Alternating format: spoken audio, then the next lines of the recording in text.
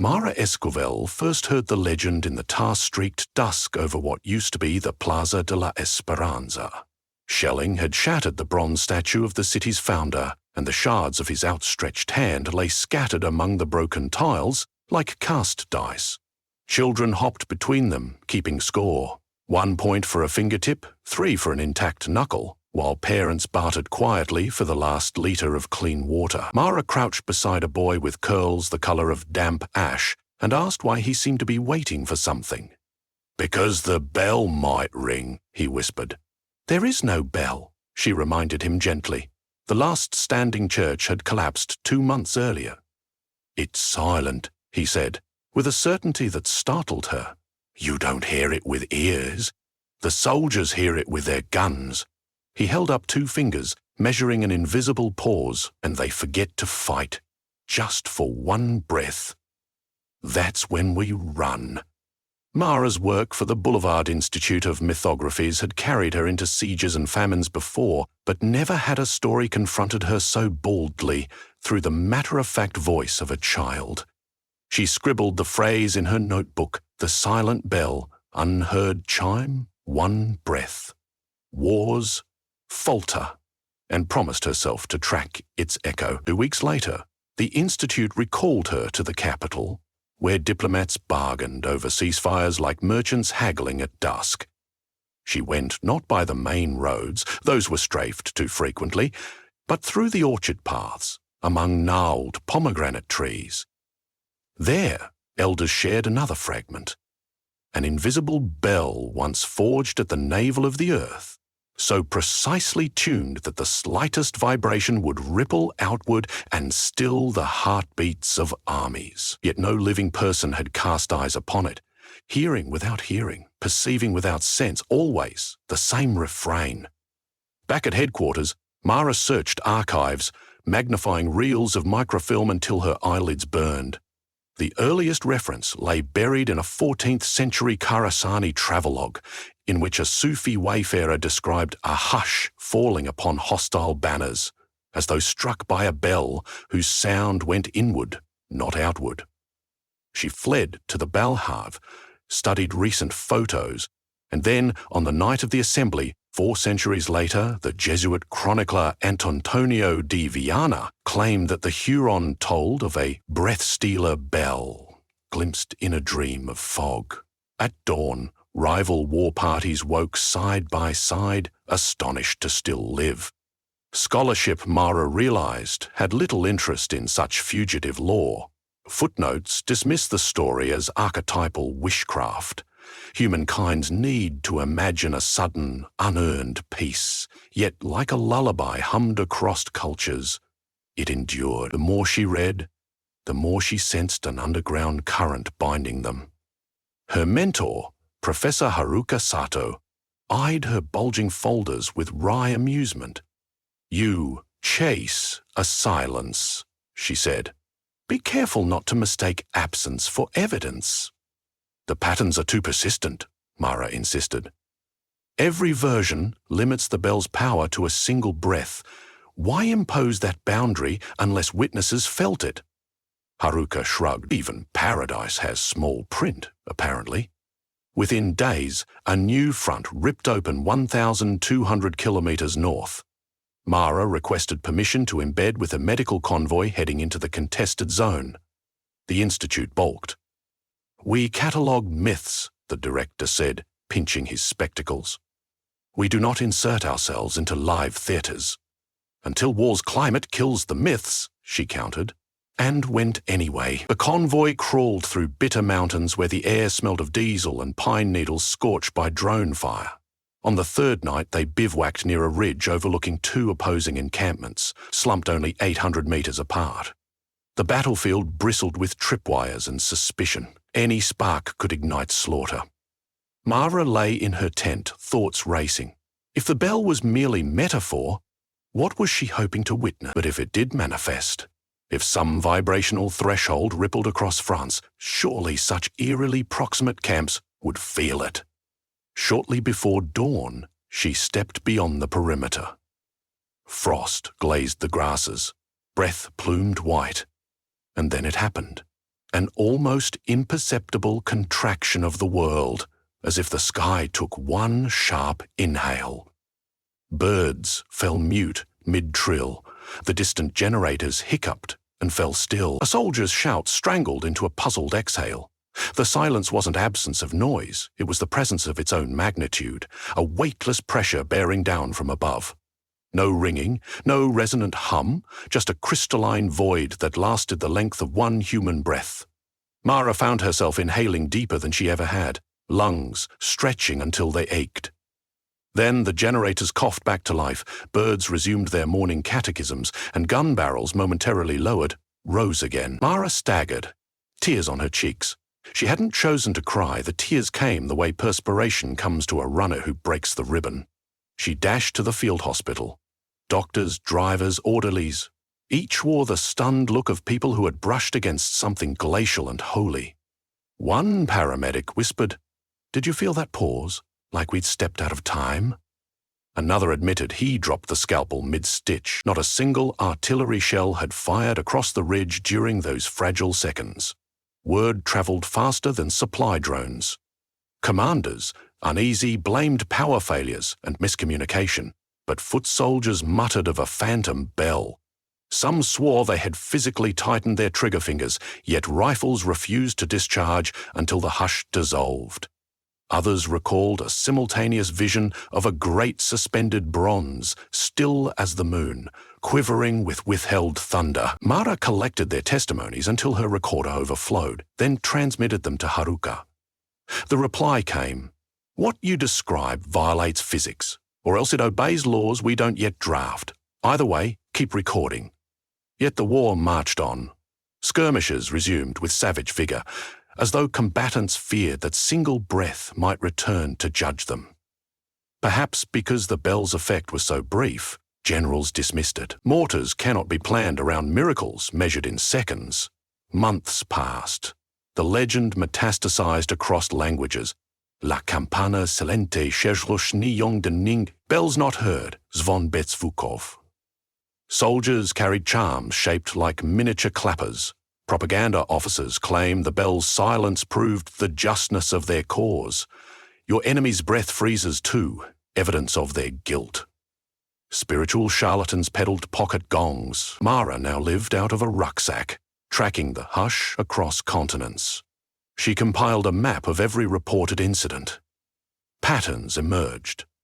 The intervals between manifestations shortened, like seabirds wheeling before a storm. And each time the breath grew fractionally longer. Still not 2 seconds, but unmistakably stretching. She flew to Ulaanbaatar, where nomads said the bell once hung from the Big Dipper. She sailed the Orinoco, where a river pilot dreamt of a submerged bronze disc stirring catfish to frenzy. In a Nairobi refugee camp, Mara recorded a story from twin sisters who synchronized heartbeats by tapping each other's sternums. They claimed the silent bell had made their chests light enough to float. The Institute published her interim report under the cautious title, "A Persistent Global Aberration." Though peer reviewers scoffed, public fascination swelled. Social feeds filled with videos of stadium crowds falling quiet for no apparent reason. The posted clips carried no audio trace of chime or hum, only an eerie freeze-frame quality, as though frames had been spliced out by an unseen editor. Governments, terrified, established task forces. Scientists pointed seismographs, microphones, LiDAR. Nothing predicted the hush. One astrophysicist proposed a passing gravity wave, but detectors betrayed no ripple. Theories piled like driftwood, none bearing weight. Meanwhile, Mara struggled with fatigue, no coffee quenched. After each hush, her body tingled, as if some internal compass swiveled toward a direction she could not name. She feared the bell growing inside her bones. "If it rings long enough," she confessed to Haruka over an encrypted call, "maybe we stop forever, not just a breath." "What would that look like?" Haruka asked. "I don't know," Mara answered. "Peace or paralysis?" The next major conflict zone was the Isthmus Corridor. where two superpowers massed armor along mirrored coastlines. Intelligence warned of synchronized bombardment scheduled for the waning moon. Mara embedded with a humanitarian crew ferrying penicillin and desalination tablets. Rumor held that the bell would surely intervene. The bigger the impending violence, the louder its silence. On the eve of the offensive, Mara climbed a watchtower overlooking the starlit batteries. She recalled the Ashade boy's words. "You don't hear it with ears. The soldiers hear it with their guns." He had spoken truth, yet he had also implied volition. The bell chooses when to toll. Could it sense aggression cresting inside human hearts, like tide against breakwater? Midnight neared. Artillery calibrations blinked across the horizon. Mara closed her eyes. If there was purpose to the hush, she wanted to witness it unshielded. At 0:03 local time, missiles ignited, then extinguished mid-flight, flames sucking inward like candles pinched between fingers. Sirens rose, then abruptly flatlined.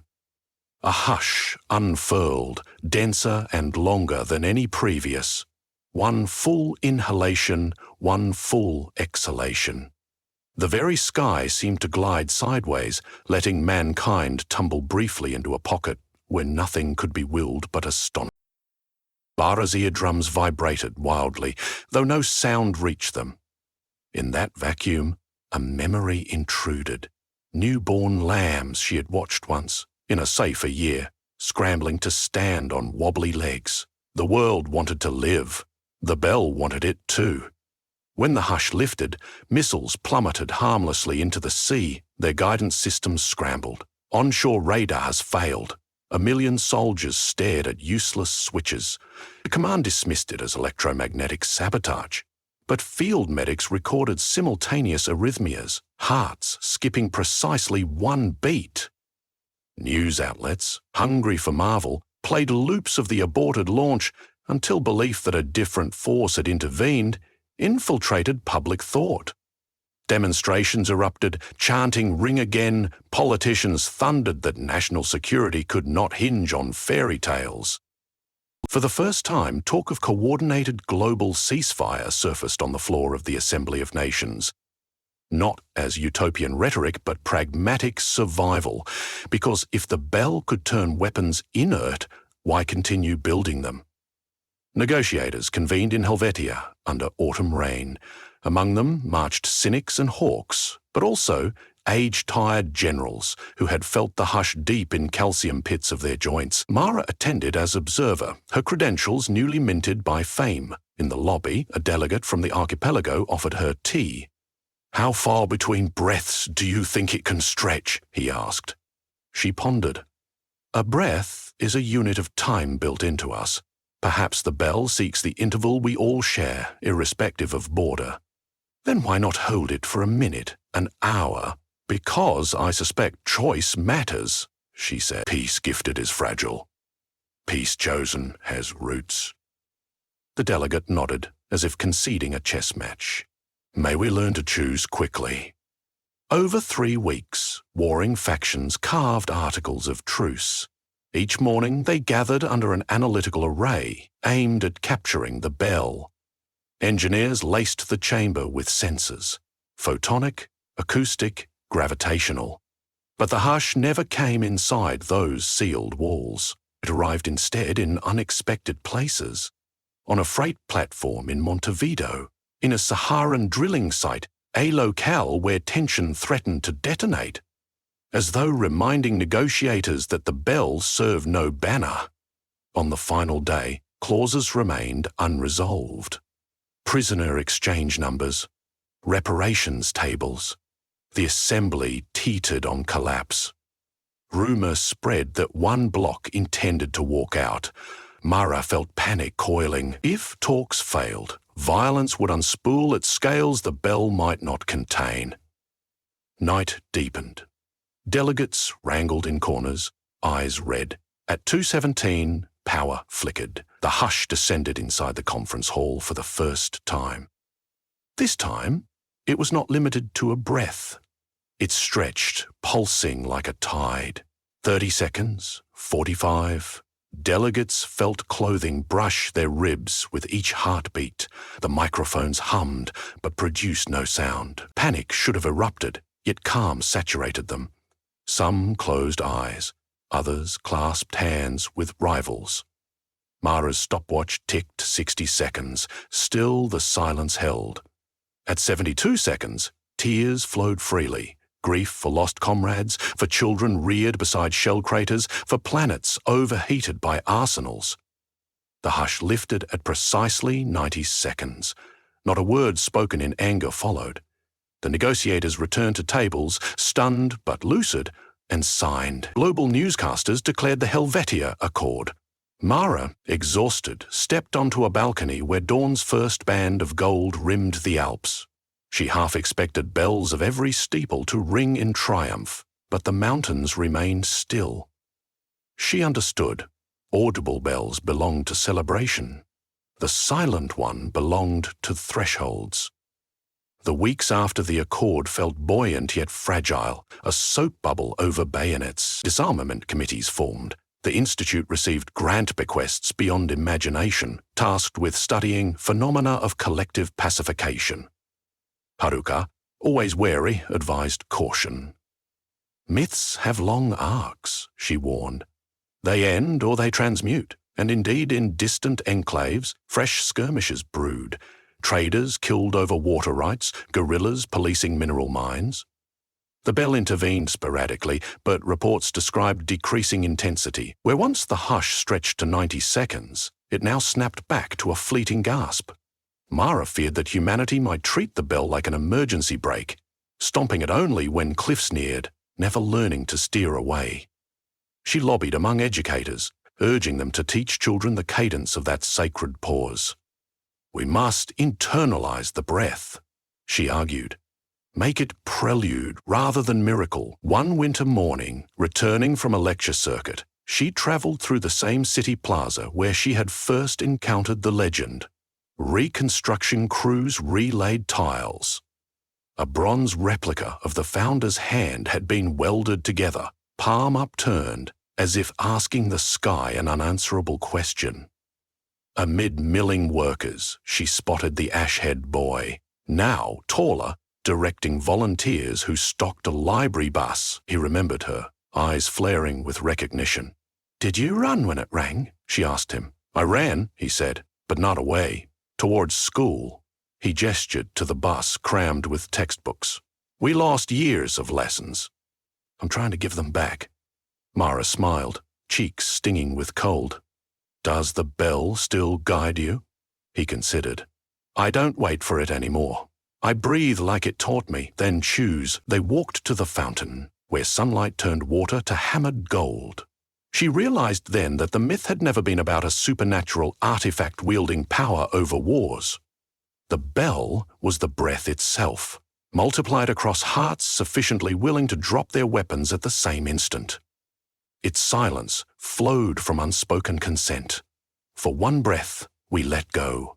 Legends merely cast that fragile consent into the shape of bronze, so imagination could ride upon it. Still, she wondered who first forged the tale, some ancient soul who glimpsed the possibility of synchronized mercy, perhaps during a lightning strike that halted troops mid-charge, or a solar eclipse that stunned soldiers into awe. Someone had chosen to remember it as a bell so others might pass it along.